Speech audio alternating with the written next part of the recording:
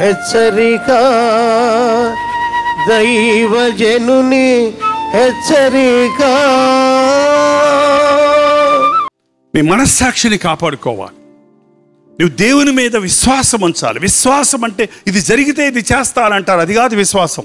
ఒక భార్య తన భర్తను తీసుకొచ్చి పక్షవాతం వచ్చిందండి, ఈ పక్షవాతం తగ్గిపోతే బాప్తీసం తీసుకుంటామండి అని నాతో చెప్తే అన్నాను, అమ్మా నువ్వు ముందు నమ్మి బాప్తీసం తీసుకోండి, తర్వాత దేవుడు స్వస్థపరుస్తాడు అవసరమైతే.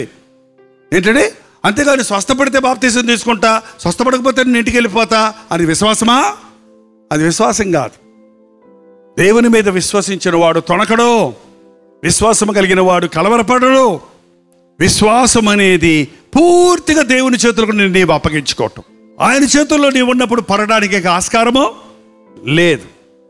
దేవునితో నడుస్తున్నప్పుడు, మన హృదయాన్ని పరిశుద్ధంగా కాపాడుకున్నప్పుడు, మన మనస్సాక్షిని మంచిగా కాపాడుకున్నప్పుడు, దేవుని మీద విశ్వాసం ఉంచినప్పుడు మన జీవితాల్లో క్రీస్తు సారూప్యం కనపడుతుంది. ఆయన ప్రేమ మన జీవితంలో పొంగి పొర్లుతుంది.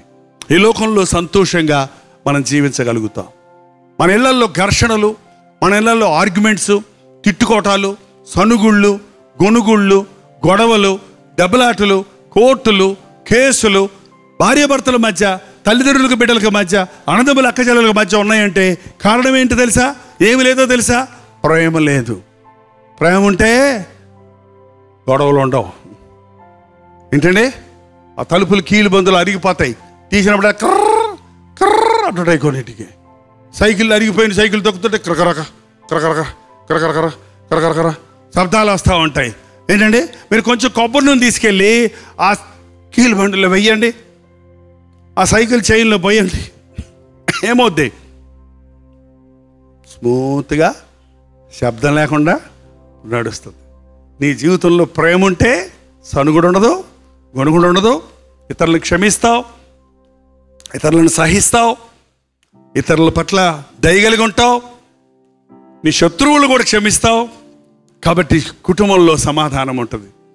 నిజమైన విశ్వాసి క్రీస్తు ప్రేమతో నింపబడి ఉంటాడు. అందుకే అతనికి గొడవలు ఉండవు. అతని మీద గొడవకు వచ్చిన వాళ్ళని కూడా అతడు సమాధానపరచగలుగుతాడు, అతడు ప్రేమించగలుగుతాడు. అది నిజమైన క్రైస్తవ భక్తి యొక్క సారం. ఈరోజు అటువంటి ఉన్నతమైన స్థాయికి దేవుని బిడ్డలమైన మనం ఎదగాలని ప్రభు అడుగుతూ ఉన్నాడు. దేవుని చిత్తం తెలుసుకోవడం ఎలాగని అడిగారు ఒకరు.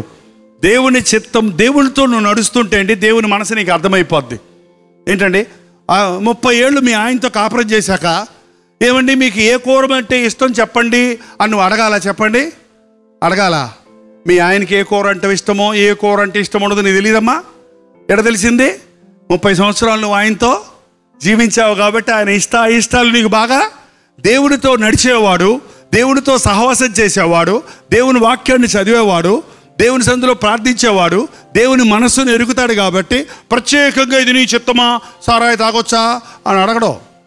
అడుగుతాడా? చెప్పండి, అడుగుతాడా? అడగాల్సిన అవసరం. దేవుని మనస్సు ఎరుగుతాం కాబట్టి ఏది దేవుని చిత్తమో, ఏది ఉత్తమమో దేవుని చిత్తాన్ని ఆటోమేటిక్గా తెలుసుకుంటావు. ఒకవేళ కొన్ని ప్రత్యేకమైన విషయాల్లో నీవు దేవుని చిత్తం కావాలంటే కొద్దిసేపు ఆయన సన్నిధిలో కనిపెడితే, ప్రార్థిస్తే నీకు ఆయన చిత్తాన్ని స్వరం ద్వారా వినిపింపజేస్తాడు, వాక్యం ద్వారా తెలియజేస్తాడు, పరిస్థితుల ద్వారా క్లియర్ చేస్తాడు. ఆయా సందర్భాల్లో తన చిత్తాన్ని, తన పరిపూర్ణమైన ఉద్దేశాన్ని మనకు బయలుపరుస్తాడు. మొదట మెట్టు హృదయ శుద్ధి, మంచి మనసాక్షి, నిష్కపటమైన విశ్వాసం. క్రీస్తు ప్రేమతో నీవు నింపబడితే నువ్వు ఆయనతో నడుస్తూ ఉండగా నీకు పెద్ద పెద్ద పర్వతాలుగా, ఆటంకాలుగా, అభ్యంతరాలుగా అర్థం కాని విషయాలన్నీ కూడా అర్థమయ్యేటట్టు పరిశుద్ధాత్ముడు మనల్ని సర్వ సత్యములోనికి నడిపిస్తాడు. హల్లెలూయా.